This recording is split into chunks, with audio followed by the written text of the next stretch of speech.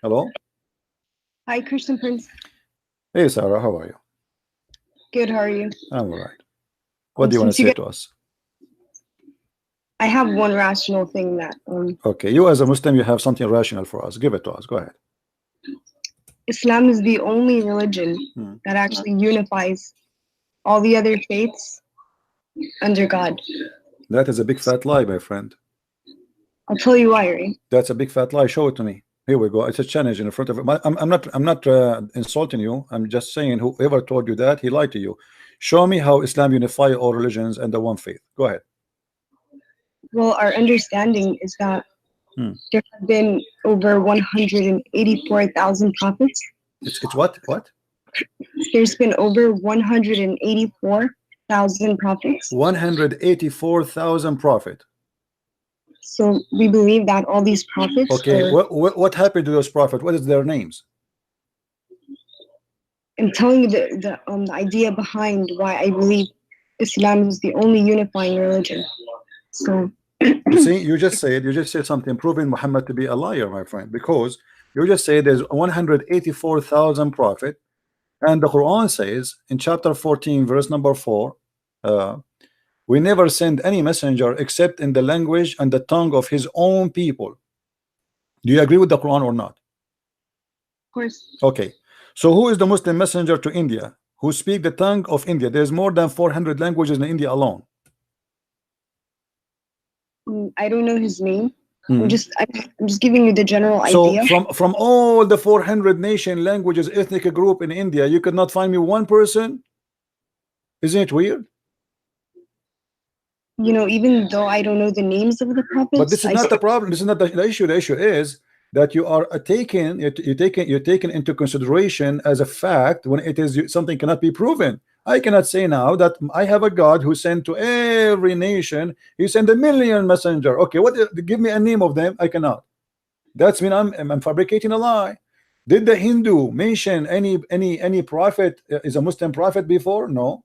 Did the Indian from any religion? There's tons of religion in India. Did they mention that? No. What about the Chinese? What about the Japanese?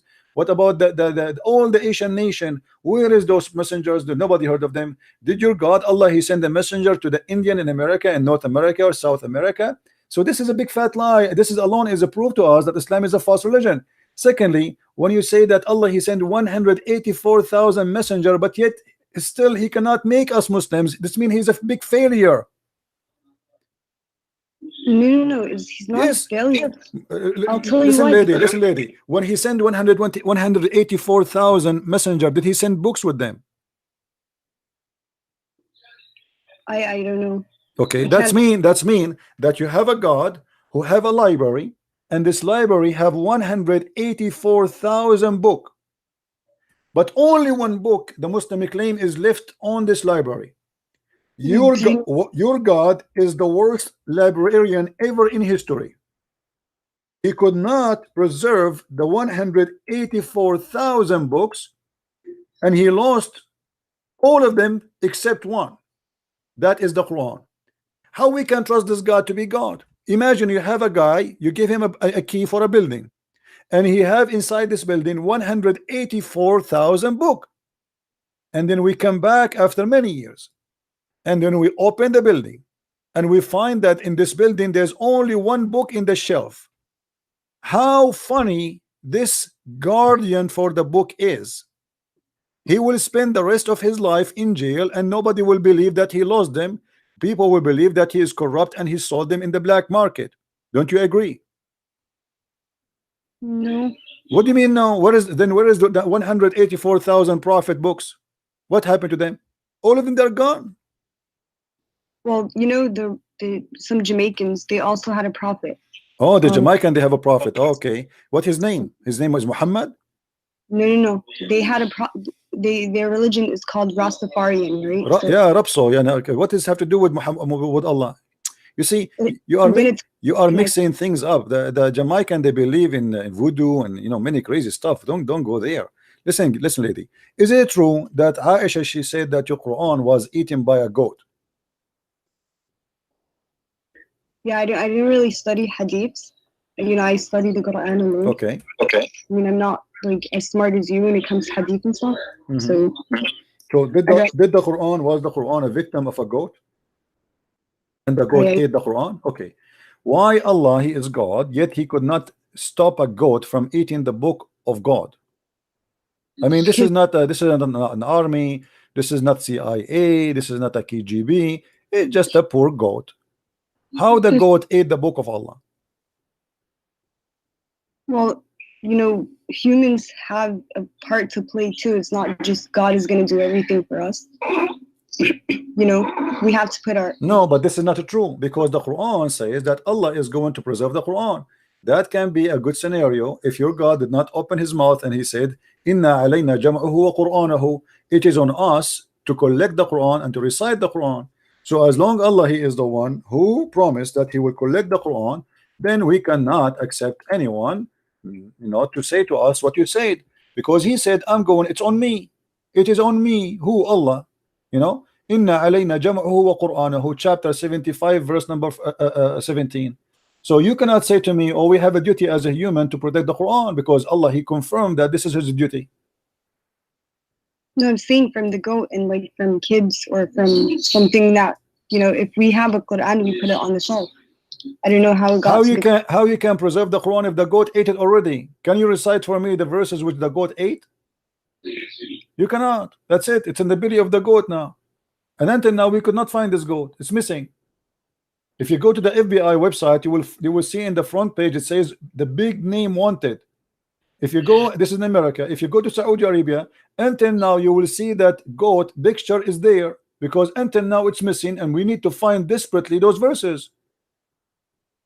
Wait, so did you know that you know the way it's preserved is through memorization? My friend, what preserved? Can you recite for me the verses which was in the which the goat ate? Can you? Here we go. I'm listening to you. You preserve it by memorization. Tell me the verses which the goat ate. Just as an example. No. Okay, so what are you saying? That the goat ate a part and now it's not there? Yes, it's not there. It's not there. It says that there is the verses of 10 times breastfeeding for adult. Your God Allah, mashallah, he allow you as a woman, with my respect to you, I'm not trying to insult you, don't take me wrong, but this is what it says, that Allah, he allow you as a woman to give your breast to a strange man, and he will suck it 10 different times, and he is satisfied, and then after that you are lawful for him to be with him next to him in the same couch. It's not there. Show me the verse. Here we go. I'm gonna see it. Well, we can't find this verse. That is not what Allah said. Sorry? Where did you get that from? Here we go. It's in front of us. Here we go. Read with me. The verse of stoning and breastfeeding for adult 10 times was revealed, and the paper was with me under my pillow. When the messenger of Allah died, we were preoccupied with his death, and the time sheep came and ate it. And then that verse, they continue saying here, and that verses were abrogated in recitation, but not in ruling. Okay, so abrogate by recitation, by what? By a verse about 5 times, but we cannot find even the one 5 times. So we cannot find the 5, we cannot find the 10. Yeah, I don't believe that. Well, it's not up to you. This is your history. This is your Aisha saying that. What about your prophet saying let me show you. Are you saying to me that there is no way in Islam that the prophet of Allah, he ordered women to give their nipples to strangers to suck it 10 different times? Are you saying that? Yeah, that's haram. Okay, am I ready? Here we go. Again, please don't think I'm trying to insult you or to be rude to you. So listen to me carefully. Here we go. This is Sahih Muslim, and this is Ibn Majah, and this is Sunan al-Nisa'i. You choose which book you want. It is Sahih Hadith, and the Muslims agree upon it, that a woman, her name is Sahla bint Suhail. She came to the Prophet and she said to him, there's a, my husband is upset from the guy who is coming to my house, and who, he stay with us because he's a slave there, he's a man. So Muhammad, he said, suckle him. She said, how I'm going to suckle him and he's a growing man? Can you see my screen with me? Yeah, I can. Okay, so this is what your prophet said. It's crazy, I know. It's very confusing, very stupid. I mean, a man. Are you so sure that the prophet said that? I mean, because this is Sahih Muslim. This is not me. This is your scholar saying that. This is Aisha saying that. This is the people of around Muhammad saying that. It's not me. I wasn't there. How do we know that though? How you know that the Quran says what it says? The Quran is coming to you through the people, to the same people you are receiving the Quran from is the same people who received the hadith from. Okay, but if you know, if God is telling us, you know, you can't have relations with men outside of marriage, why would this would contradict the Quran? Well, this is here according to Muhammad is not a relationship. It is something to do to stop any relationship. Muhammad, he think he's wise. So if a man he look at you in a dirty way, let us say you are going in the bus, you can go, by the way, if you speak Arabic, you can watch the video. You will see an Egyptian, she was asking a big sheikh from Al Azhar University that she said to him, are you saying now I work in a studio that I have to give my boobs to all those men who work in the studio? He said yes. She said, what if I go in a bus? He said, you have to give it to all of them. So this is your prophet saying that this is not you or me or anyone. The dean of the Azhar University for the Hadith department, he made a fatwa that a woman, if she want to stay alone with a strange man, she have to give him her boobs 10 times, 10 different times, not in one time, which means in 10 different times, and he have to suck it until he is satisfied. Yeah, I don't believe that. Sorry. You don't believe because you are ashamed of it. This is the whole point. But as you see, it's in front of you. I'm not the one. This is your Muslim website. This is your Muslim book. This is your Muslim scholar. This is the wife of Muhammad, and this is not a Christian prince. No, because in the Quran it says that the wives of the Prophet should stay home, and that they are unlike other women, and they should yield themselves. No, yeah, my friend. The history of Islam report that Aisha, she took an army to fight Ali, and she caused the death of more than 10,000 Muslims. What are you talking about? And Muslim women, they used to be taken for fun with the Muslims during the wartime. This is why your prophet allowed you to do muta. How many days a Muslim man and a Muslim woman they can have fun together before marriage? 0. 0. As I know, it's 3 days and 3 nights. From where? Well, because your prophet, he said, any man and any woman, they like to have sex together. They can have sex for 3 days, and if they like it, they can increase. Here we go. Read with me the screen. Do you see it? Allah Messenger said, if any man and woman agree, and here they say to marry temporarily. By the way, it doesn't say that. This is a fiction between two brackets. It doesn't say anywhere to marry. So if any man or a woman agree to have 3 relationship, it doesn't say marriage. Here we go. Let me show you the Arabic. I don't know if you know Arabic. أيما رجل وامرأة توافقا فعشرة ما بينهما 3 ليال فإن أحبا أن يتزايدا أو يتتاركا تتاركا. So any man, any woman, they like to have relationship together for 3 nights. If they like, they can increase, and if they like, they can separate. So how are you going to prove to us that these hadiths are actually the sayings of the Prophet? Because I don't really believe it. You need to prove it to me, not me proving it to you, because you are the Muslim. You are the Muslim who believe in this garbage, my friend, not me. This is Sahih Bukhari. I don't believe in anything Muhammad he said. I don't believe, even if you speak in front of me, I believe this man is a big fat liar. So I am showing you your book. This is not my book. This is Sahih al-Bukhari. This is the most authentic book after the Quran. This is number 2. I told you that I don't believe in hadiths. I never actually studied hadiths because I felt it was part of my faith. So you believe in the Quran? Yeah. Let me ask you, do you watch cartoon? Yes, I do watch. I like cartoon. Me and you, so we have something to share. Let us see. What about the Quran? It speak about that Sulaiman, he have an army of a chicken and army of genie and a human. Do you believe in that?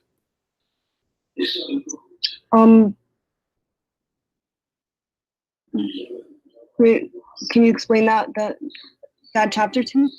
If you go in chapter 27 verse, you can read it. The whole chapter is very funny. I like it. It's my favorite chapter since I was a kid. I used to read it almost every day, just like, especially when we don't have electricity and there's no cartoon on the TV. So chapter 27 verse number 20, here we go. Read. You will see it says the following: your prophet Sulaiman, and supposedly he's a Muslim prophet like your Muhammad is talking about him. Allah is talking about him now. And it says, and before Sulaiman or Solomon were marshaled his host of jinn and men and birds, and they were all kept in order and ranks, like 1 2 1 2, chicken, genie, human army. He have a three army, one of genie, one of men, and one of birds. What do you say? This is Quran. Are you going to say to me the Quran is a lie too? You don't believe it? No, I believe there is something, you know, there's a message to be behind the story of Solomon. So now you believe that there's a prophet of God. He have an army of birds and chicken. Well, you know that Allah subhanahu wa ta'ala did say that he doesn't shy away from using I mean, what the point? What I will do with the army of a chicken? And look, do you know the leader of the army of the chicken? Who is he? Do you know who's he? Do you know who's he? His name is Al Hudhud. Do you know what Al Hudhud is? No. Okay, here we go. It says here,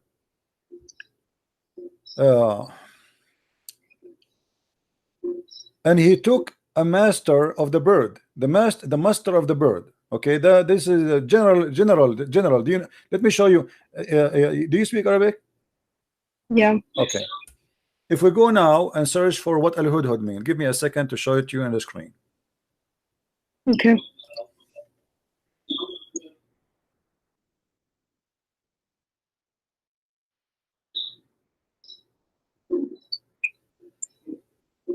All right, this is Al Hudhud. Let us put it in the screen. Small, tiny bird. And obviously Muhammad, he chose him to be the general because he have something in his head. It looked like a rank, huh? I mean, it makes sense. So this is Al Hudhud. There's many pictures of him. I don't know if you get an idea now. Did you get the idea which one we are talking about? No, I can't see the You can't see the screen? Look at the screen. Yeah, all I see is the clouds. Okay, now I see it. Okay, this is the Hudhud. According to your Quran, this is General Hudhud, who is in charge of the army of the birds. What do you think? Your God is telling us a true story, or this is something for cartoon for kids?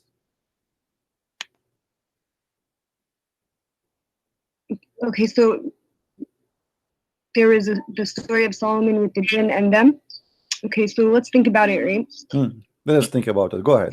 We are thinking. Okay, let's go back to the chapter. There's jinn. So what do we know about jinn? We know that they're smokeless. Jinn, what is jinn? Have you ever seen a genie?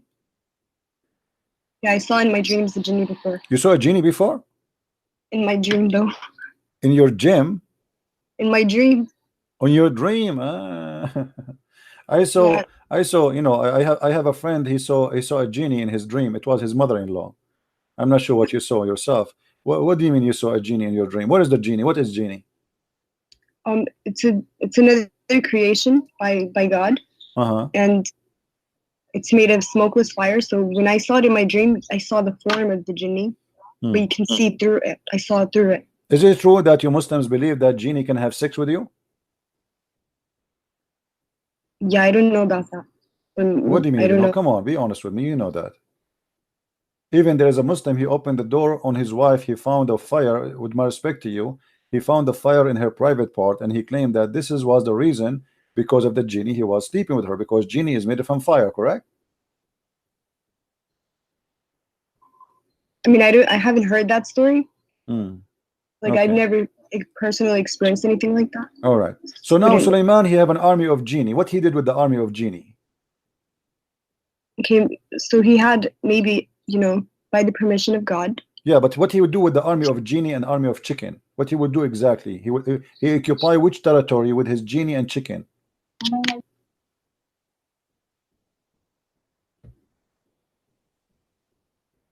Okay, so was he leading a battle in that particular chapter? No, this is a bird. You know, do you see how small this bird? Do you see how small this bird? This is smaller than a pigeon. Pigeon is bigger than this bird. What this bird will do in a wartime? What this bird can do? Can you tell me? He will go and kill the small mosquito. What he would do? If there is a lot of them, they can do some damage. Yeah. Man, yeah. But do you know what this bird is about? This bird, according to your God, he have a special qualification. He can see and find women who have no hair in their legs. Really? Yeah, which I really I want to buy one because until now I'm single and I cannot find a woman. She don't have hair in her legs, so I want to get one like this. If you know somebody he can sell those birds, please, you know, I want to buy one because I'm desperately looking for a woman. She have no hair in her legs. This is the only one who can do that. If Allah says so, must be true.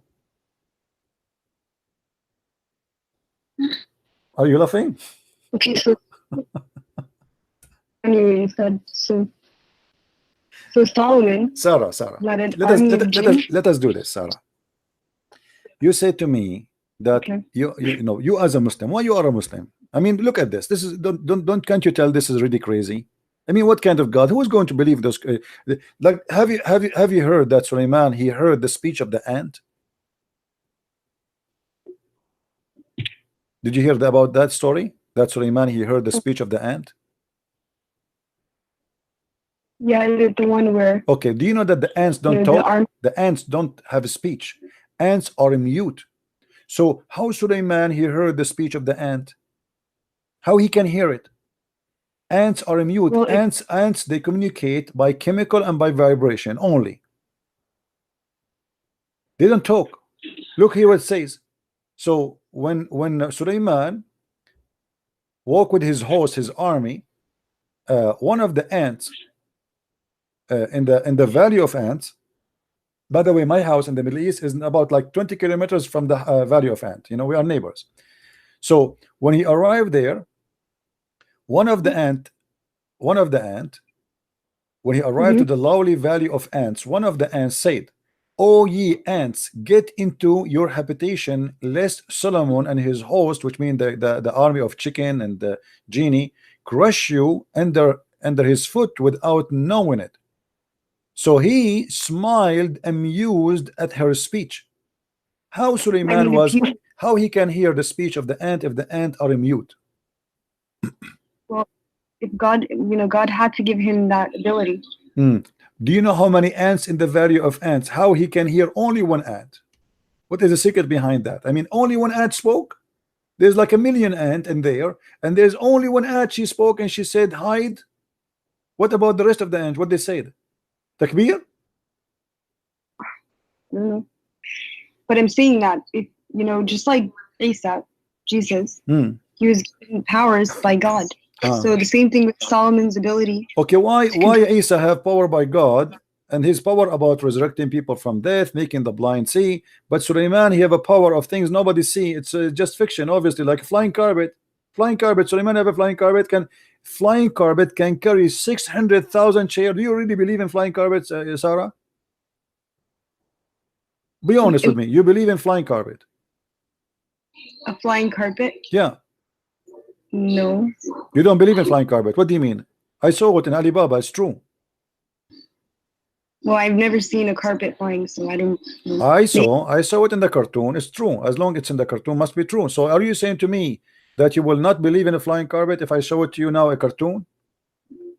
No.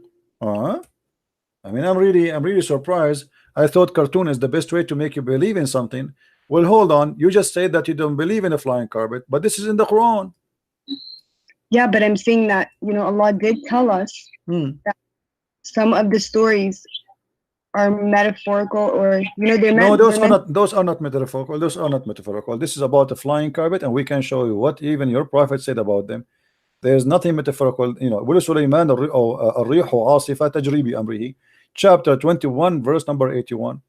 If we go, just to show you, I'm not making things up, I will go to the interpretation to show you what interpretation says, so you will see that Christian Prince, he have nothing to say from his own. Okay, let us go.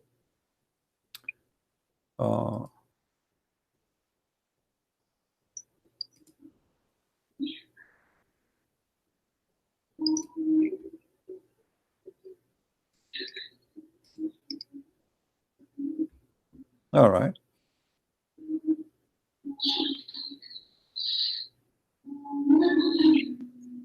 Here we go.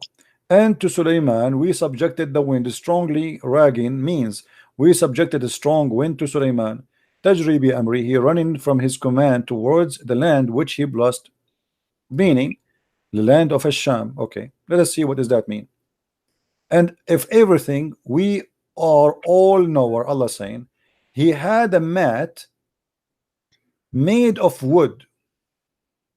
Who had that carpet? Sulaiman. Made of what? Made of wood, which he would place all the equipment of his kingship, horses, camels, tents, and troops, and then he would command the wind to carry it, and he would go which means the wind go underneath it and would carry him aloft, shading him and protecting him from the heat. So Suleiman now he flying with the flying carpet, and he put all his kingdom, the whole kingdom is a flying. This is not a Boeing 777. This is bigger, 600,000 chair only. This is chairs, plus all the animals, plus all the chickens, plus all the elephant, all the horses, all the war equipment, everything in the top of the flying carpet. And then in the top of him, there's the birds who fly to keep him in shade. And you know what birds do when they fly in the top of you? They will shower you with poo-poo. You know that, right, Sarah? Yeah. Okay. So Suleiman, now we can imagine how much he is covered by poo-poo. The poo-poo is all over him. He have like 1 million bird in the top of him.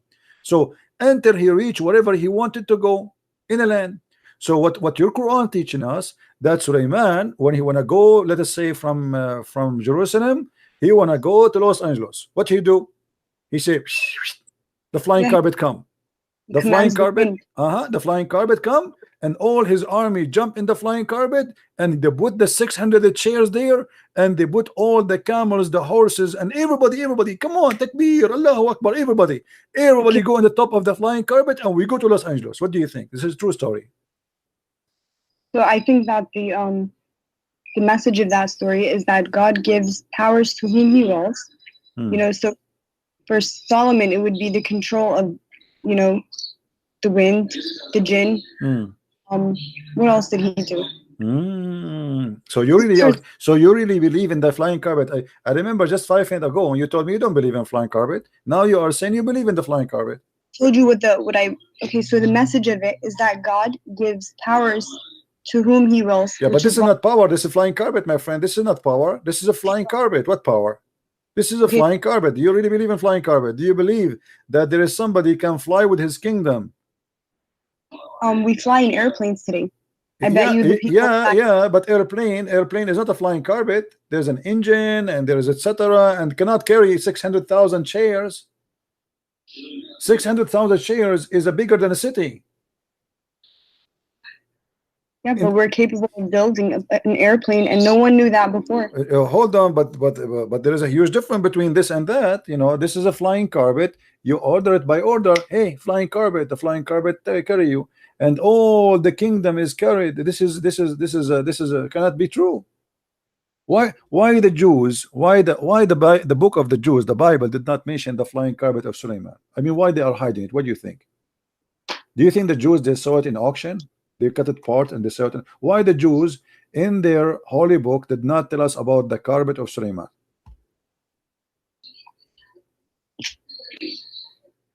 Is it in there? Have you read the Torah? Well, not in the Torah, but I can find you where Muhammad he got these stories from. There's a book I advise you to read. It's called The Legions of the Jews. Or you can go and get my books from Amazon. Go to Amazon.com, or if you live in Europe like Amazon, Germany, etc., and you can get my books. You will see where Muhammad is getting those stories. Muhammad is copying a story from the Legions of the Jews, which is not a true. It's just a fiction. The Jews, they used to tell it to their kids about the glory of Solomon, the glory of David, the glory of their rabbis, the glory of their kings. It's a fiction story. Muhammad, he took it, he put it in his Quran, and he said, this is from my God, this is a true story. But those stories they used to tell in their kids. Yeah, but what I was going to say to that.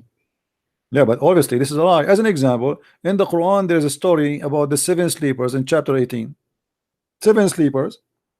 Everybody knows that this is a story written by a Christian. He is from Syria. His name Bishop Yaqub, and he wrote a story for the youth to encourage them to handle the discrimination. It's a fiction story. See, that's my point, is that there's, you know, behind the stories, whether in the Torah, the yeah, Bible, but your God, the problem is your God, he take the story from this guy, which is a fiction story, and he speak about it as if it's real story, and he claims it's coming from Allah.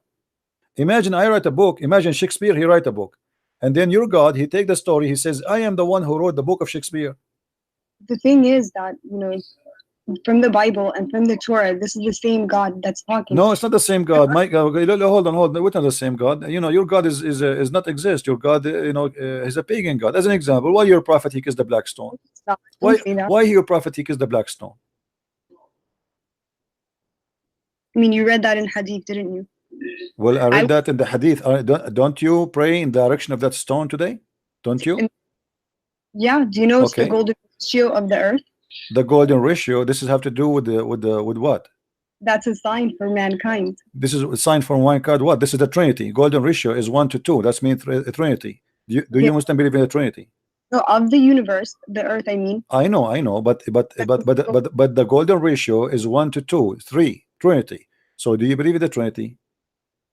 No, I don't believe in the Trinity. So why you are mentioning the golden ratio? You have nothing to do with the golden ratio. What golden ratio? The golden ratio, where we see it in like when in God's like best creations. Like even the human face has the golden ratio. My friend, I'm not an atheist. I believe in God. You don't tell me that. This is something you tell to somebody who's an atheist. This is not my business now. I'm asking you why you Muslims pray toward a stone, in direction of a stone, bow in front of a stone, and you kiss a stone. If you are a person who worship the God of Abraham, the God of Moses, and you don't believe in the paganism, why you kiss stones and go around the stone and bow down in front of a stone? Tell me. So the Qibla was changed, right? This is not the question. Why you kiss a stone, pray in front of a stone, pray in direction of a stone, go around the stone? This is the question. It's I don't know the answer. I can't tell you the answer. Yeah, because you're a pagan. That's the whole story. People who kiss stones, people who think stones are holy, they must be pagans. As simple as that. There's no holy stone. But stone are is they stone. worshiping the stone? Huh? They're not worshiping the stone. So why you kiss the stone? Tell me. You don't worship the stone, so why you kiss the stone? You know, people kiss food. No, this is okay. Hold on. I kiss food. I kiss food as a symbolic for being thankful for God because I eat it. Okay, do you eat the stone? No. Okay, so why you kiss the stone? Give me the reason. I kiss my mother as an example. I kiss her hand. Huh? Does that mean I worship my mother? No, but this is my mother. Why you kiss the stone? She is your mother? I think people, you know, kiss it because they love the prophet. So and why the prophet kiss it? Okay, people they kiss, guys. This is a good answer. She's smart. People they kiss the stone because they love the prophet. Okay, why the prophet he kissed the stone? I don't know why he did that. Because he's a pagan. Obviously, he's a pagan man. You know, you Muslims, you follow Muhammad blindly. It doesn't matter what he do. He kisses a stone. We kiss a stone. You know, I don't want to be rude with you. What if Muhammad he kiss a donkey? Are you going to kiss the donkey too? What if Muhammad he tie a donkey to the Kaaba and he kissed the bum of the donkey? Are you all of you Muslims you will kiss the donkey just because he kissed a donkey? You do know that his job was to deliver the message, and he's done that. What message? He made a message says any woman she want to take off her panty. Is that a message of God? Any woman she want to give her panty off to me, she is welcome. This is a message of God? No. Okay, so why he gave this message? What does this message have to do with Islam? If Islam is about worshiping God, why God he claimed that he gave Muhammad verses saying any woman she might take off her panty to Muhammad, she is welcome? What is this message is about? Tell me. Yeah, that sounds like someone corrupted it. Thank you very much. Here we go. We are getting closer. So that's mean the one who corrupt this verse must be the one who have the benefit of the verse. Do you agree? But I don't think that the Quran is corrupt. I think that hadiths have been tampered with. Yeah. Okay, that's a good idea. But you agree that that idea must be a corrupt. But my friend, this is in the Quran. It's not in the hadith. And you agree that this must be corrupt. So it doesn't matter where we find it. You say you thought I'm speaking about the Quran, about the hadith. So you said, yeah, I agree, it's corrupt. But now because I said it's in the Quran, you will say no, it's not corrupt, right? You will swallow your tongue again. Or you will be honest. You will be honest. You will stay and you say yes, must be corrupt. Well, I don't believe the Quran is corrupt, and I have many reasons. Yeah, but you are the one a second ago you said that such a verse or such a statement must be corrupt, and you thought this is hadith, but this is Quran. Yeah, because in the Quran it says, and do not, don't go towards the fahishat, right? And one of these my friend, why Allah? Let me repeat the question for you. And you are the one who said it must be corrupt. I said, why Allah will make a verse says to Muhammad that Muhammad told Allah told Muhammad any woman she want to give out her panty to him, she is welcome. You said this must be corrupt. Okay, this is Quran. So I'm repeating the question for you. Why Muhammad he need a message like this? What Islam have to do with this? What the message of worshiping Allah have to do with any woman she wanna take off her panty to the Prophet? She is welcome. What that will do to Islam? Wait, can you go to that verse? No problem. Chapter 33, verse number 50. Here we go. Here we go. And this is only a privilege to Muhammad. Only a privilege to Muhammad. Any believing woman and any believing woman who dictate her panty to the Prophet. If the Prophet wished to wed her, actually it doesn't say, it says to sleep with her. And this is only for thee, not for the believer. Isn't it obvious that this is a corrupt verse made by the corrupt man Muhammad for the benefit of Muhammad? Who is the only one who get the benefit of this privilege? Muhammad. It's like making a fake insurance policy. The first thing the police will investigate is the one who get the benefit from this policy.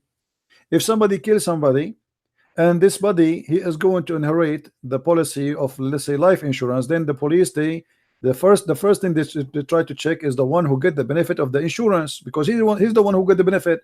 Who is the one who get the benefit here in this verse? Muhammad. Any believing woman, she wanna give her panty to the Prophet. Why God? What Islam have to do with this message? What Allah have to do with this message? That any woman she can give her panty to the Prophet. I think that says so. What do you mean God so? Why God wanna say so? This is the question. What this have to do with Islam? I want to be a Muslim, okay, and now God is saying any woman, including my wife, my daughter, she want to take off her panty, put her legs up to the Prophet. What is that? That's not what it says. This is what it says. Any woman, she can give herself to the Prophet. And not only that, Muhammad, hold on, after that, Muhammad, he started receiving ugly women. They want to sleep with him, and Muhammad, he look at them, they are disgusting. So look what he did. He made a verse right after it. He says, thou mayst defer who, the one who turn away from him, or the one who choose. So Muhammad, he can, okay, let us say you come to him, he don't like how you look like, maybe you're older, so he say, okay, this is too much, too many women, they are coming to sleep with me, so what I will do now? So he made a verse says that Allah told me I might choose and I might delay the one later. So Muhammad here is giving himself more excuse to use and abuse women, because there's many ugly women, they start coming to Muhammad, and the reason they want to sleep with him, because if they sleep with Muhammad, they will be considered as women of Muhammad, and that means they will have a free food forever, they will have a retirement plan, they will have respect of the believers, because that's it, they are the, excuse my language, they are the bitches of Muhammad. You see the gang, you see the gangs, they say like, excuse my language, I don't want to use a bad word, but yeah, you should respect the dead. I mean, let them rest in peace. I'm not respecting him. This guy, obviously he is, I'm not talking about your dad. What your dad? Talking about your Muhammad. You called the females the B word. This is what it says. This is about those are the whores of Muhammad. They are not his wives. They are offering themselves for sex. Not true. If somebody's offering themselves for marriage, that's completely. This is not marriage. This is not marriage. Muhammad, he have 13 women already. Name for me one woman she offered herself to Muhammad. She became his wife. Go ahead. Do your best. I'm listening. Yes, they married for tribal. No. Listen to me carefully. Those women who offered themselves, name for me one of them. She became his wife. None. Does it even name the females in the Quran? None of them, none of those, because they are not considered all the females. There's no limit. It's a privilege for the Prophet only. So Muhammad is looking for women to take off their panty. It doesn't matter who they are. But Muhammad already have 13 wives. Why he need more? Right now you're interpreting it from your perspective, right? I am not giving interpretation. I am not. Here we go. It's in front of you. You give an interpretation. Lady, do you see it says any believing women? Did you see any believing women who like to dictate her not her soul? It says nafsaha in Arabic, which means this is about sex. This is about sleeping with him. Nafsaha, her soul. Yes. Yes. So what he will get from her? What he will get from this woman? Sex. Okay, name for me one woman she dictated herself to Muhammad and she became his wife. Look, so any believing woman who dedicates her soul to the Prophet. To do what? Prophet to wishes to do what? To do what to him? Exactly. What she would do? To wed her. What the service he want from her? What with her? Okay, so if he's traveling and women are want to marry him, they're also gonna be pushing the message. So he's gonna give. Lady, do you see what it says here? Yastankihuha. Yastankihuha is a continuous verb, and you speak Arabic, don't you? Okay, so is it if he got continue? married, Is it continue? Yes or no? Am I lying? It's ing, to F her. This is not to marry her. Marry, you marry only once. okay, Not so why does it say yastankihuha. if the prophet wishes to wed her? What does that What mean? is with her? There's no with her here. Same time, name for me one woman of those women who offered themselves. He with her. He slept with her, yes, but that not even one of them became his wife. Otherwise, name one for me. Go ahead. What does wed mean then? Marry, marry, marry, marry, marry. But there's no marry here. It's the word is just tankuha. Yankaha in Arabic mean to F, the F word. The word marriage in Arabic is zawaj. You speak Arabic like me. تزوج تزوجنا تزوجوا زوج يزوج تزويجا يستنكحوا. This is nukah, the actual verb of the sex, or the F word. Okay, So, and nikah in Arabic means marriage. no, let me show you. Here we go. I will show you from your Islamic website what is the nikah mean. Give me a second. Here we go. We don't make things up, lady. We don't. Everything we say we prove.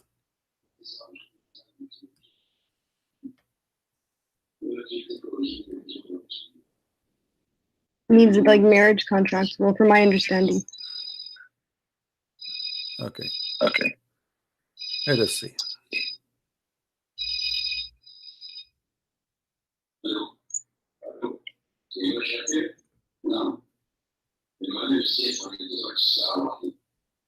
All right, look with me in the screen. I will show you on the screen now. This is alislam.org website. Do you see the top? This is not a Christian website. All right, alislam.org. I think it's clear for you, right? Yeah, I don't see it. I see the cards right now. Okay, do you see it now? Maybe it take time to come to you.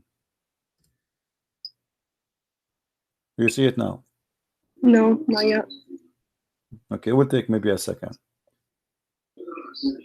So this is alislam.org. This is your Islamic website, and it says it clearly that the word nikah literally mean intercourse. Okay, so read with me carefully. In Islam, marriage is not restricted of a platonic relationship between a husband and wife, nor it is solely for procreation. The Islamic term of marriage is nikah. You see it? Literally means sexual intercourse. So marriage is about that. Are you sure you're saying? I'm not saying that. It's you who's saying that. There's no marriage in Islam. You don't use the word marriage. You say the F word. We as an Arabic Christian, we use the word zawaj. You as a Muslim, you use nikah, the F word. What is marriage? So this is the same word is in the Arabic Quran. It says yastankiha, which means to do intercourse with her. Thank you very much. Okay, so any Muslim women, she want to do intercourse with the Prophet. Why? Okay, but within marriage though. Why? There's no marriage. What marriage? I just told you, give me one woman. She gave herself as a gift to the Prophet to yastankiha. She became his wife. Give me one. You cannot. There's none. He slept with many women, but there's none of them became his wife because it was just for fun. Now, why Allah he need to make a verse for Muhammad that any believing woman she can give her panty to the Prophet? What is the benefit of Islam for that?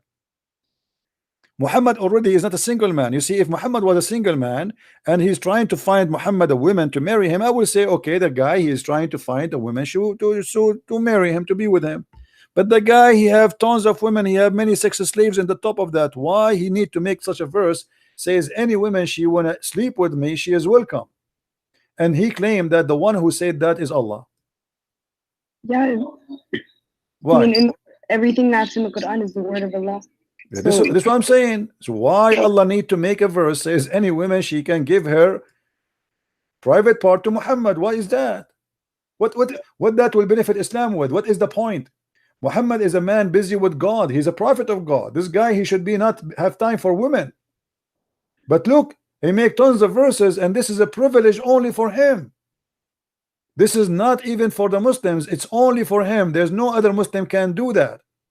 Isn't it obvious that this is Muhammad? He himself is a corrupt man, and he's fabricating words that he claimed that God he gave it to him. I mean, so I don't know why Allah would tell him to do that, but I can only guess. Yeah, so guess. Okay, guess. Let us see. Guess. Go ahead. And I'm listening. Why? Guess. Why? Why Allah gave him that privilege? I guess to entertainment. You think Muhammad is bored at that time? There's no 4K TV and he cannot no, watch porn, so Muhammad, he wanted some women to take off their panty for him. no, I don't think that's it. So I what the think reason? What the reason? He had many wives already. So what the reason? that's one of the guesses that we could assume. Okay, so this is a right guess then. It said, yeah, because you accept it. Okay, what else? Or it could be that, you know, to build relations, like to network in a way. Network relation by women only. This guy, he want to build relationship in the network, guys. He want to open many Facebook with many women, and they take off their panty for. What does this have to do with relationship? Do you know how important women are? Like they play such a huge role when it comes to communities. Aren't you the one who told me a second ago that women, they have to stay at home? And now you are saying to me they place a great place in society. What society? Those are believing women already. They are believing women, so they are Muslims. He's not even converting them. They are believing women. They want to take off their panty to the Prophet to do what? Entertainment. Obviously, it's about sex. There's nothing else. Does it say he want to spread Islam with them? He want to do what he would do? The only thing is he's going to F them. As simple as that.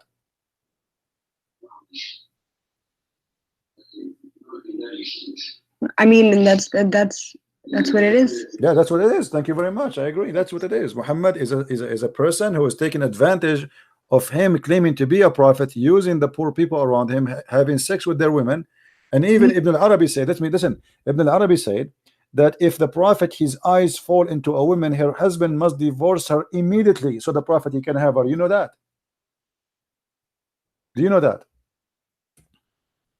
Okay, so if she give herself onto the prophet, but do you agree that if a man, his name is Muhammad, his eye fell onto you, your husband have to divorce you immediately? Do you agree with that? I mean, like, in what are you talking about? You are, let us say you are walking. I'm not insulting you, by the way. Don't take it as personal. Let us say you are walking in front of Muhammad and he saw you, he liked you. According to Islam, if his eyes fell onto you, which means he saw you, he liked you, your husband, he have to divorce you immediately so Muhammad can sleep with you. Do you agree with that?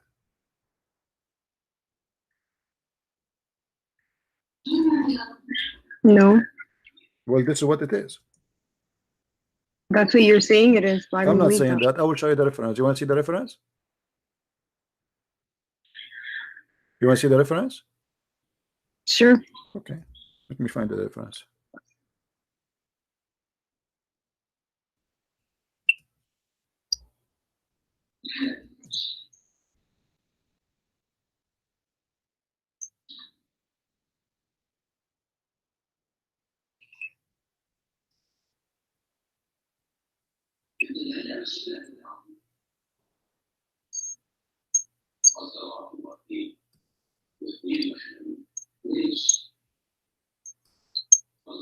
Let's see.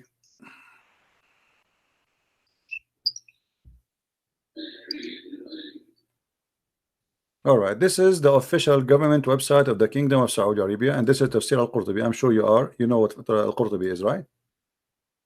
No. You do not know what al-Qurtubi is? He's a big scholar in Islam. Anyway, this is the Saudi Kingdom, the Saudi Arabia Kingdom website. All right, very well-known website. This is Tafsir al-Qurtubi, and here Ibn al-Arabi is speaking about the privilege of the Prophet, and he is saying there's 16 of them. All of them, or most of them, is about women and sex with women or with money. Look what he say here.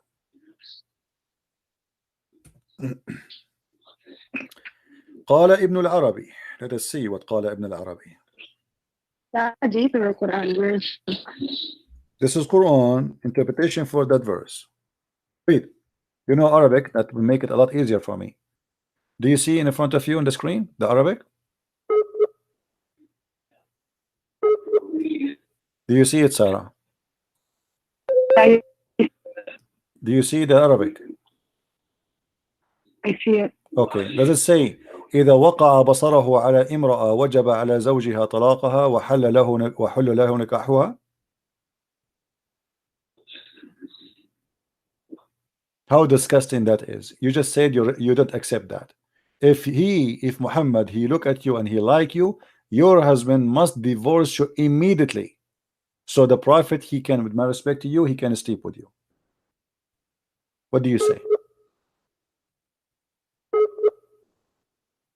Interpretation or? Sorry, say again. I lost you. What you said?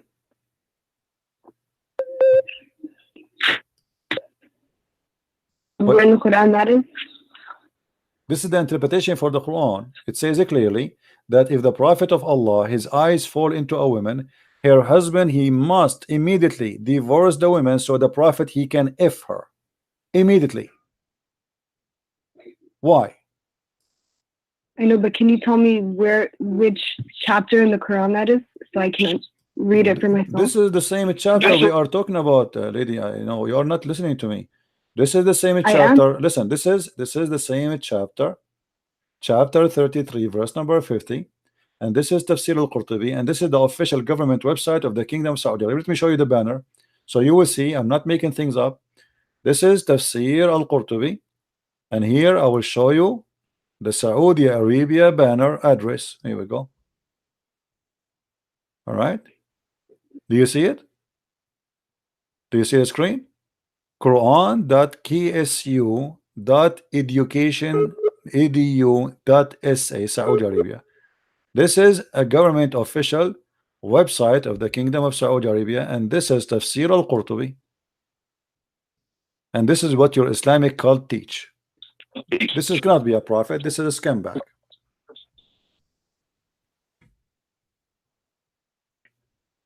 Sarah, my friend, allow me to call you my sister. Maybe you are my younger sister. My sister, I invite you to leave this cult. This cult is disgusting. Muhammad cannot be a prophet of God. There's no way a man, he have a dignity. He will force a man to divorce his wife just because he look at his wife and he like her. That is disgusting. That is satanic. That is cannot be a prophet of God. Your net is bad. Did you hear me, Sarah? I invite you to leave this cult, Sarah. There is no way, and you are the one who said you don't accept that. You said that to me. You don't accept that because you have dignity, because you are a good woman. You don't accept that. This is disgusting. A good woman like you don't fit here. This is not a religion for you, Sarah. What kind of a prophet you would do that? Do you hear me now? So I invite you, Sarah, to leave this cult. This is not a good. This is not a religion. This is a scam. This is a sex monster. This is a guy who want to take advantage of you.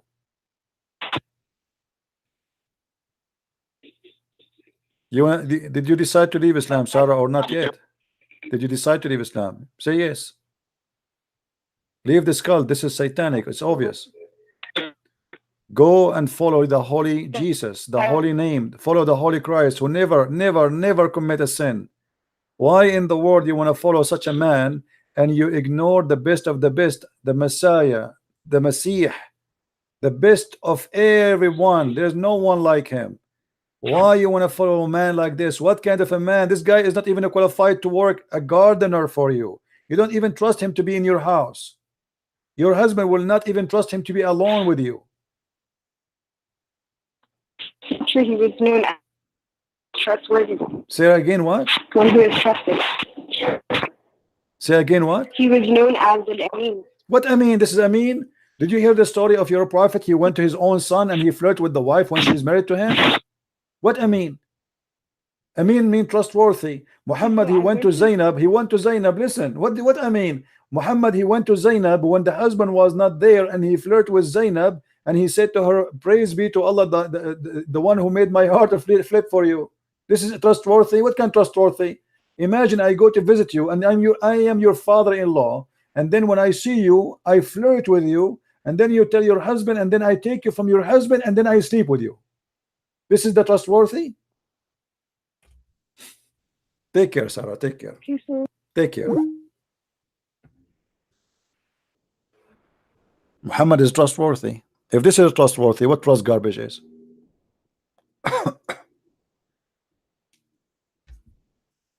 Hey, Stay Shady, how are you? You want to call me? By the way, Shadi, in Iraq, Shadi mean a monkey. I don't know what you mean by calling yourself monkey.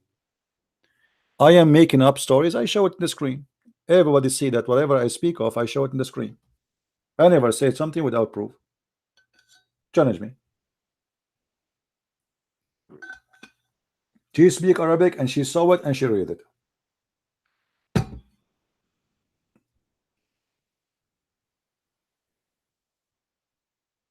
Who's next?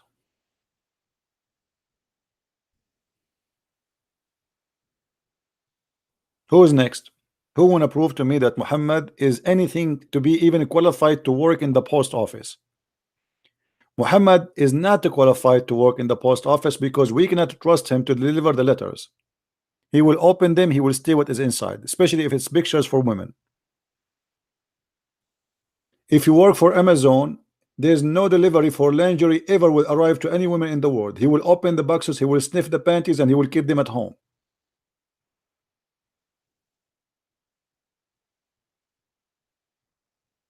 Who's next? I am the Christian prince, and none of you Muslims dare to debate me. You see, I was speaking to this girl, very nice, very kind, and I'm going down to her level. Show me that you can do better. Who is a Muslim can do better?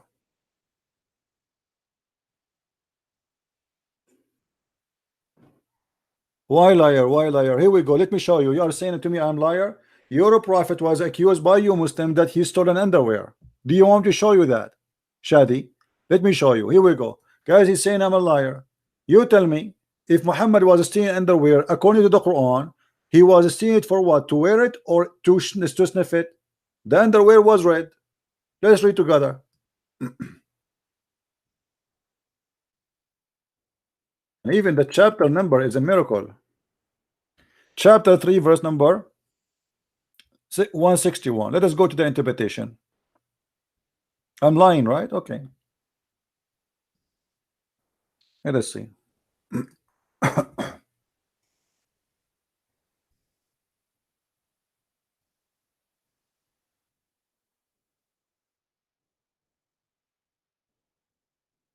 Okay.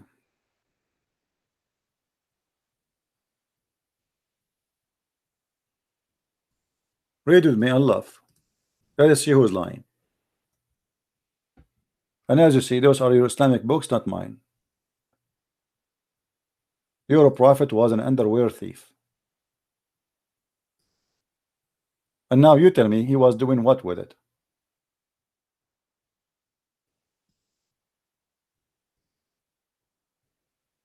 You tell me.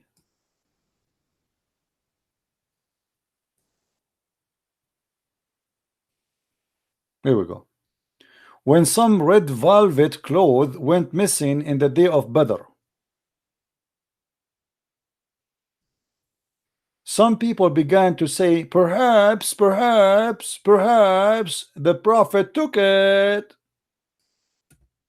Do you see it? The Muslims are fighting over what they stole. This is already a theft. The attack of Badr is the Muslims attacking people, attacking caravan, attacking money of people. They are thieves, and now they are fighting over a piece of a clothing which is a bikini.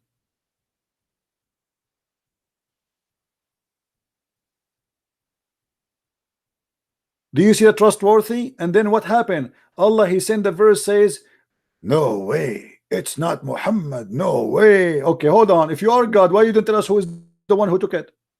I mean, look at this. God, he sent a message saying it's not Muhammad who stole the underwear. What about you tell us who took it? Until now the underwear is missing.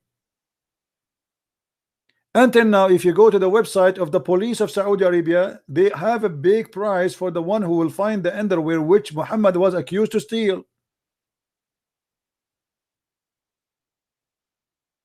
Any Muslim can tell me where we can find this piece of a cloth which Allah himself now is busy. God, the one who created the galaxies, he sent the verse about the underwear. I mean, are you serious? God who created this amazing massive space and galaxies and star, the earth is not even a dust. He sent his words, his priceless words, to defend a man was accused of stealing underwear. That's amazing.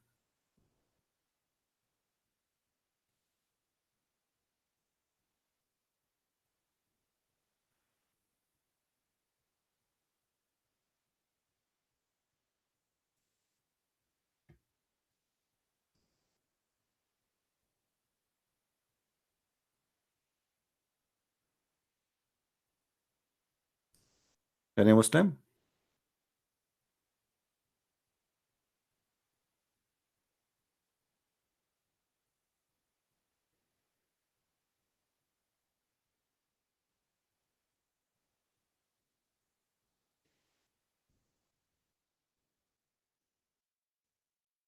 Look like a Muslim when I make me take Shahada. Let's see what this is about. Take Shahada, you're right.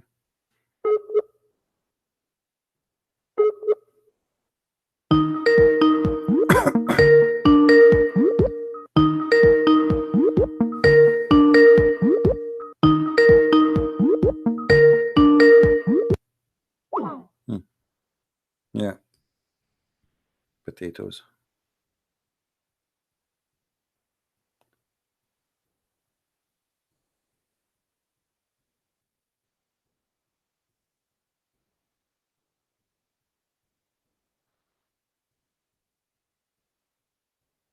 Any Abdul?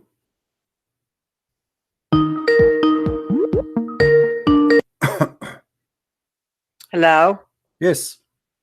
This is Gigi. How are you? Hey Gigi, how are you? I'm fine. I'm good. Listen, I don't want to debate you because I'm not a debater.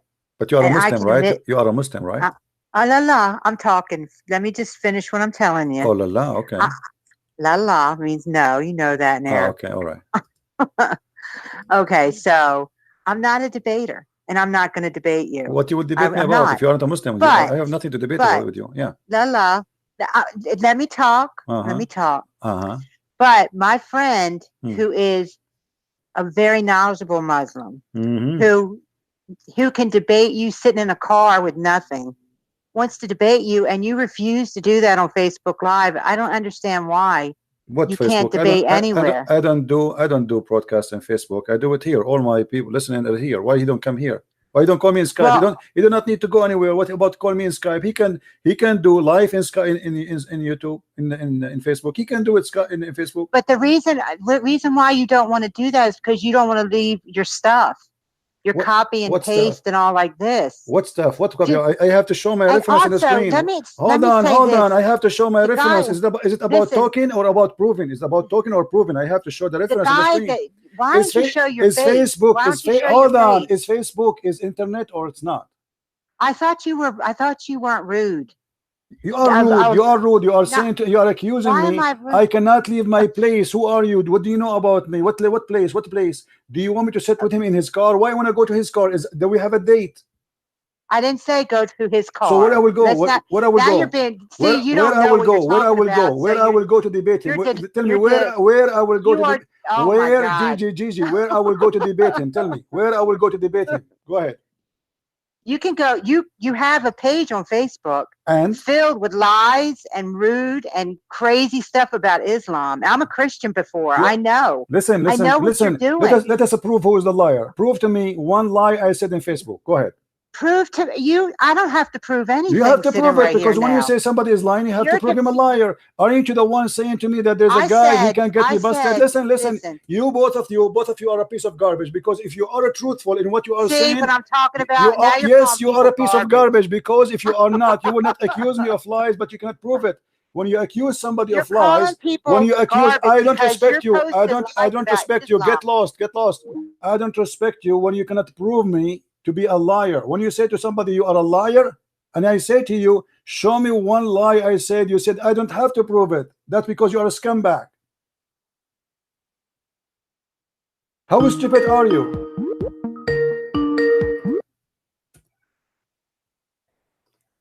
I want you to prove that we lie in Facebook. Go ahead. I'm listening.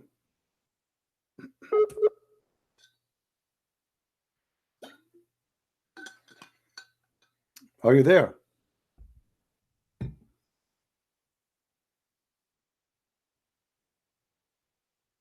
Hello?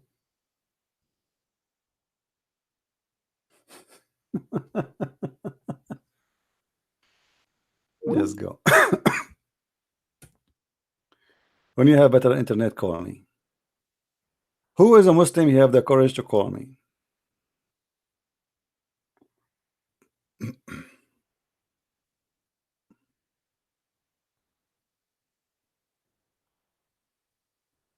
Here we go. I just received a message from a person who decided to leave Islam.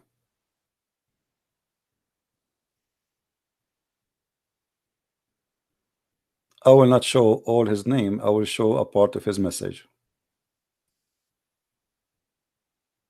I don't even have him in my list. Here we go.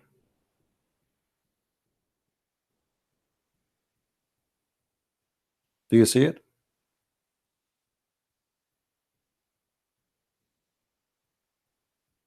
People are leaving Islam for a very simple reason. It's a garbage.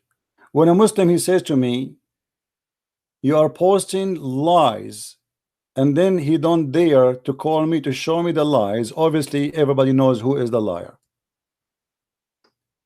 Muslims are leaving by thousands Islam because of my videos, and this is why you are so angry and so upset. You say he's lying, but you cannot show where is my lies. Then who is the liar?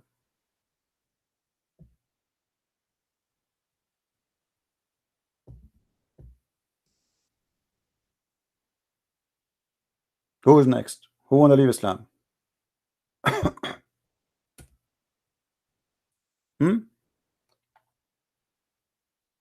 Who is next? Who is a Muslim want to call me and show me that I am lying?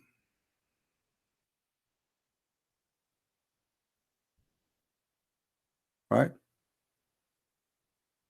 Look, this guy, he's saying the stone is not worship. We kiss the stone to what? Hold on. We kiss the stone because Muhammad BBBUH did. I mean, look how stupid the answer is. Guys, when I say every Muslim is stupid until he proved the opposite, I am not insulting. Here we go. We kiss the stone because Muhammad BBBUH he kiss it. Okay, why he kiss it? Why he kiss it? Hello. Hello. Yes. Hello, CP. Yes, my friend, I hear you. I was talking to you earlier about what's it called? The justification for things done in the past, like whether in the Quran or the Bible. Yeah, but this is not the time. I want to take a Muslim calls. They are trying to call me. Please go ahead. Don't call me for now. Let us see what the Muslims want to say.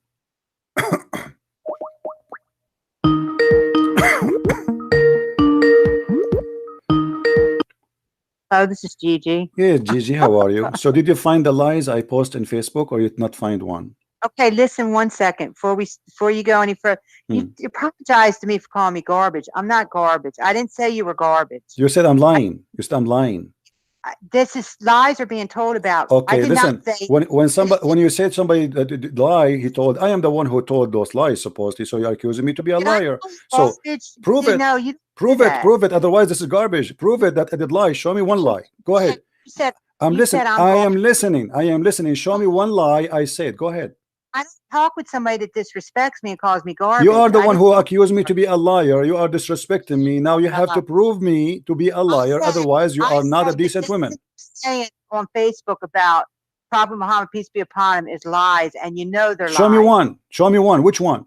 You have tons of it in Which there. one? Give me one. Give me one. Just prove me. Get me busted in front of everybody. I have 800 people listening to me right now. Show me one lie. Show me, lady. If you are truthful, if you see, you want me to treat you with respect, correct? Okay, treat me with respect. I treat you with respect. Show me one lie. Let us talk about as civil people. Show me one lie. Get me busted. Everybody is watching. Go ahead. All right, you can put on your showboat and stuff. That doesn't work with me or your 800 viewers. I'm just telling you. You are just telling me nothing because you cannot show me one lie. Why you are saying I am posting lies, but yet you cannot point your finger at one? What's wrong with you? Something wrong with you. Otherwise, either you are lying or I'm lying. So why you don't show? I am showing you. I'm giving you opportunity in the front of 800 people to show them that I am a liar. Name for me one lie. Listen to how he's running, everybody. 800 people out there listening to him. He refuses to come on Facebook and debate. I am in Facebook, you idiot. Are you a donkey or what? Because I post in Facebook each time I go live. So if your friend is a man, he can call me in Skype. What the difference between Facebook and here? As long you can call me, why he cannot call me? As long you can call me, and you are a stupid woman who do not know anything about Islam, why he don't dare to call me if he is knowledgeable? If you are the stupid one, yet you can call me and you know how to use Skype and you know how to use Facebook. Why you're a stupid boyfriend? Why you're a stupid boyfriend? He don't call me. What's wrong with him? Boyfriend. He's a brother of mine. What a brother? There's no brother in Islam. There's no brother. A woman and man in Islam. Muhammad, he said, if woman and male and female they are together, that the third is the devil. Do you agree or not? Sick. You have a sick mind. You are the sick. You're a prophet. He said. You're a prophet. He said. Any woman she want to give her panty to the prophet, he have to give it to him right away. Do you agree or not? Really? Yes, really. Yes, really. I can't believe you have one person that listens to you. I have right now. I have right now 775 people. You believe it or not? 75 people that just heard you. 775 people, and you cannot show them one lie. I said, can you show them one lie? Refuse to come on Facebook. I am not refusing. I am in Facebook already, you donkey. I am in Facebook. I am in Facebook. I post my video in Facebook, which means he can call me here. Doesn't matter where I am. This is internet. You are a coward like him. Your boyfriend don't have a panty. Maybe you have one, but you don't have a panty. If you have a panty, let him call me. He is a coward. You said I am lying, yet you cannot show me one lie because both of you are a scam. Get lost and never call me here. Let the man of the house call me. That is your boyfriend. Let the rooster call me. What a potato. Christian Prince, you post lies in Facebook, Christian Prince.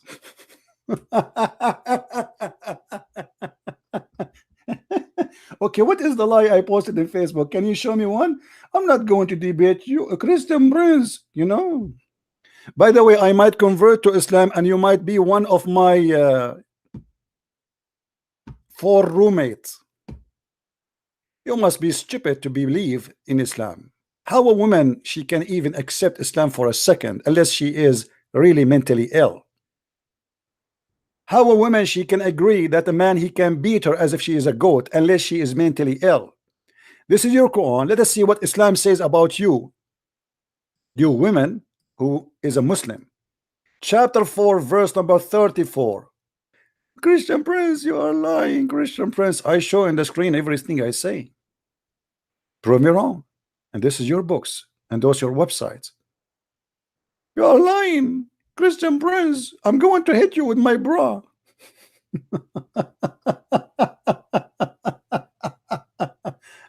Oh boy. Here we go. This is your Islamic books. This is how stupid the Quran is, and this is how filthy this book is. Do you see it? Scourge them. If you suspect that your wife, she might be in a stage of going to be disobedient, she is not even disobedient yet. You jail them in their rooms. You scream at them and you scourge them. But don't be exaggerating. How we can scourge our women? The hadith explained that. Muhammad in the hadith, he said, beat them until you make their skin greener than their clothes. This is accepted in Islam, and let us prove that. Liar, huh? My boyfriend, he is very knowledgeable. Oh boy. Desperate old woman looking for a man. That's why she converted. Read with me. This is a woman, this is a story of a Muslim woman, because the filthy rules of Muhammad, who made an order that if a female woman, she is divorced 3 times from her husband, she cannot get back to her husband Rifa unless she sleep and have intercourse with other men. And not only that, she have to taste his orgasm and he have to taste her orgasm. Raf'a divorced his wife, whereupon Abdul Rahman bin Zubayr al-Qurazi married her. So this is a woman, she used to be married to a guy, his name is Rafa. Now she is married to a man, his name is Abdul Rahman. What happened? Aisha said that a lady came wearing a green veil and complained to her of her husband, and showed her a green spot in her skin caused by beating. It was the habit of ladies to support each other. You see, they are saying to you, she is not supporting her because she's right. No, she's supporting her because they are women supporting each other. So when Allah Messenger came, Aisha said, I have not seen any suffering women suffering as much as a believing women. So Aisha here confirmed that a Muslim woman, she is the worst in life. She have no good life. She is suffering the worst. Who is witnessing for that? Aisha. She's witnessing that between all the women of the Arab, no woman is suffering as much as a believing woman. Look at her skin. Her skin is greener than her clothes. Her skin, this is not, they say to us, you beat her light beating, right? Look at this. This is light beating. Her skin is greener than her clothes. When Abdul Rahman here heard that his wife had gone to the Prophet, he came with his 2 sons from other wife. And she said, by Allah, I have done no wrong to him. He is impotent and he is useless to me like this, which means his penis is not working. Look how filthy the society, look how disgusting those people are. Holding, showing the fringe of her garment. Abu Abdul Rahman said, by Allah, O Messenger of Allah, she told a lie. I'm very, very strong. I can satisfy her. What is enough? What is next? Maybe he's going to hold his private part and he will do it live. I'm very strong. I can satisfy her, but she is disobedient and she want to go back to Rifa. Aha, now we know what's happening. This woman, she married this man because the filthy Muhammad, the mad Muhammad, the crazy Muhammad, he made a rule that if a woman, she divorced her husband, or a man divorced his wife, 3 times, she cannot get back to him unless she marry a new husband and he F her. And he tastes her juice and she tastes his juice, which is orgasm. And then and only then she can go back to the husband. So now this woman, she married this new man, but she don't want to sleep with him. She wants him to get back as a tool to get back to the previous husband. So look what happened. Allah Messenger said to her, if that is your intention, then know that it's unlawful for you to remarry Rafa unless Abdul Rahman, he tastes your juice. You see in the translation they say until he has sexual relationship. What kind of religion making a rule that a woman, she cannot go back to her husband unless she goes sleep with the new man, and that man, he have to test her orgasm and she have to test his orgasm حتى يذوق عسيلتك until he tastes your orgasm. This is a prophet of God. And not only that, the man, he did beat the hell of his wife, and then Muhammad, he sponsored him by beating your wife. It's lawful for you. Did Muhammad say why you beat your wife? No. He was against the women, and he judged for the man that he's right. He said to her, if this is your attention, you should know it's not lawful for you. And as you see, Muhammad is taking the side of the man perfectly. So we beat the women, we make her skin greener than her clothes. And yet they say to me, you are lying. Where is my lies? I'm showing you everything I say, and this is the reference. Prove me wrong.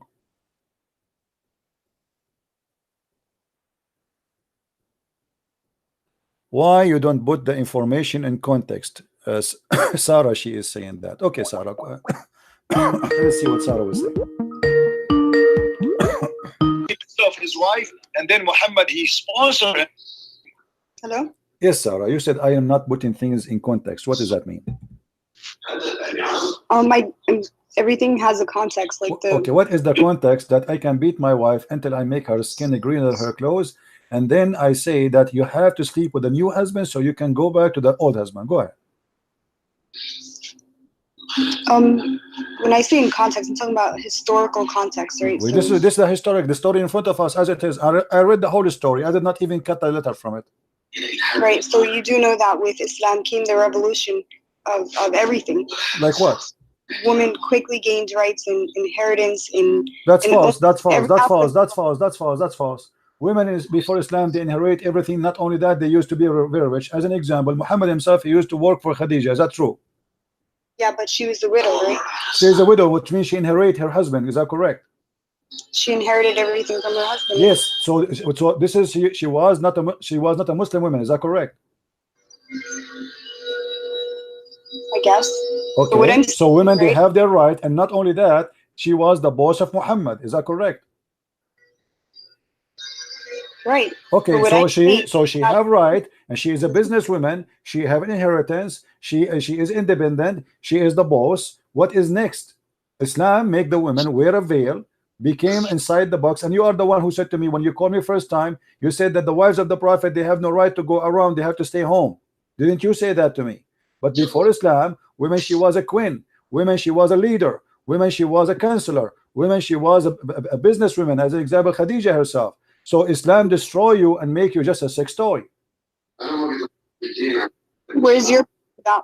What is your proof? You are the one who just told me before that the wife of the Prophet, they have to stay home. No. Your proof that Arabia was this kind of.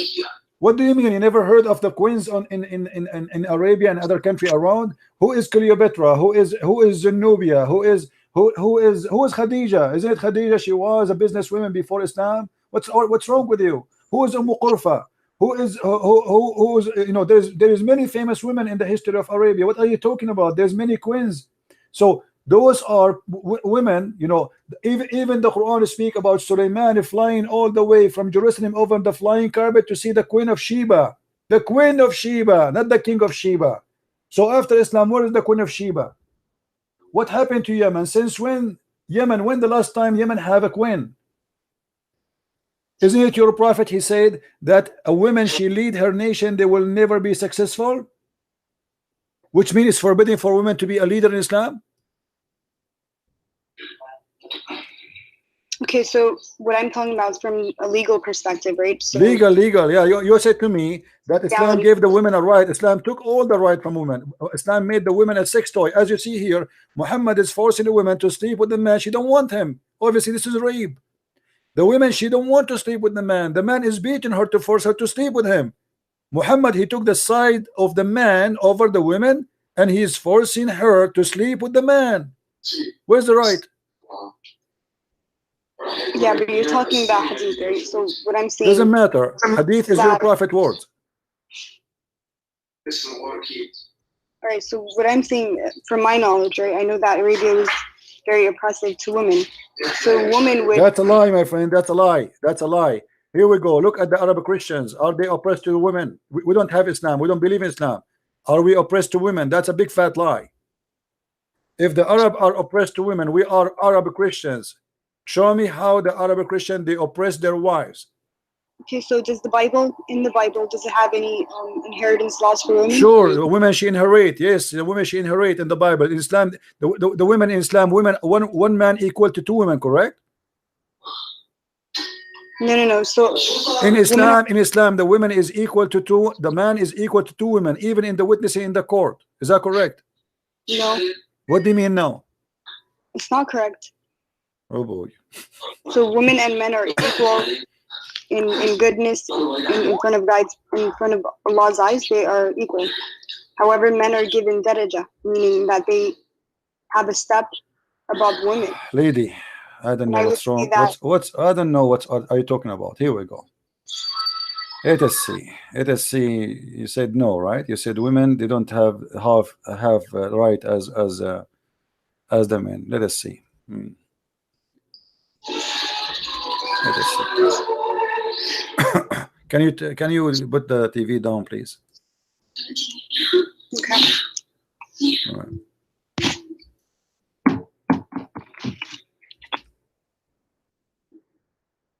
All right, let us go to the Quran and see what the Quran says about women. You said it's not true that women she don't inherit equal to the man.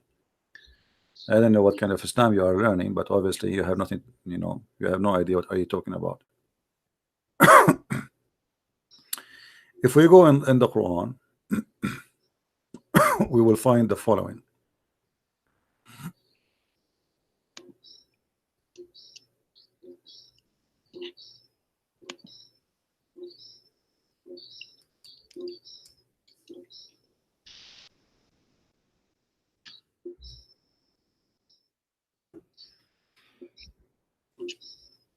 Chapter 4, verse number 11.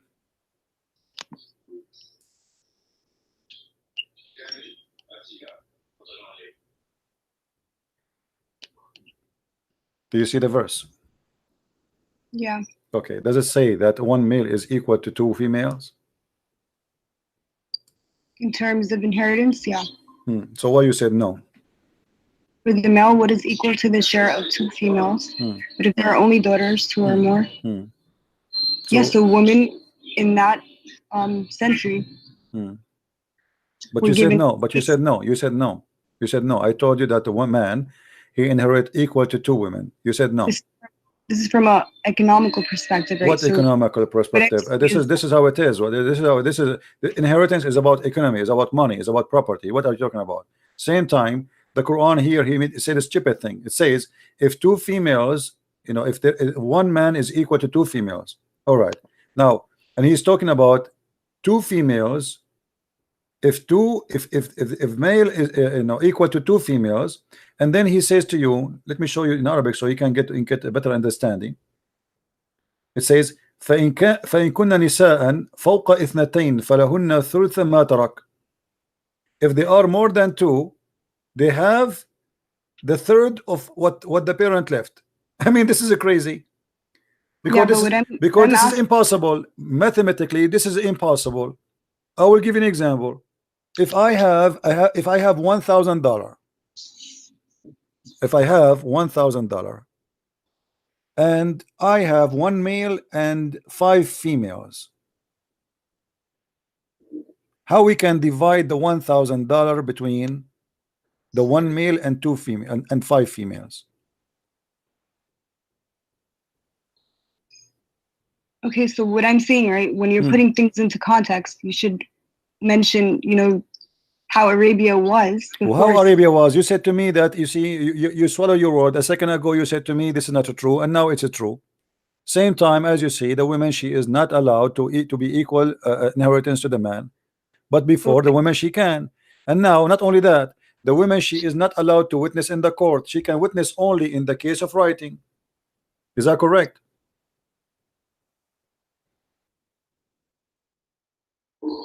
Is this in the Quran? This is in the Quran, yeah. All right, so from my knowledge, right? So why the woman she cannot witness in the court in the case of murder? You tell me why.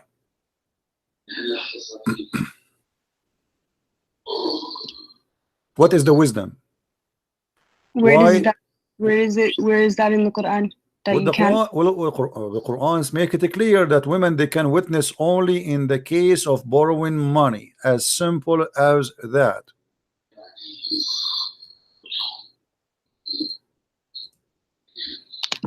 And the funny, you know, the Muslim they say to me, I never heard this before. They, you know, each time I say something to them, they told me I never heard this before.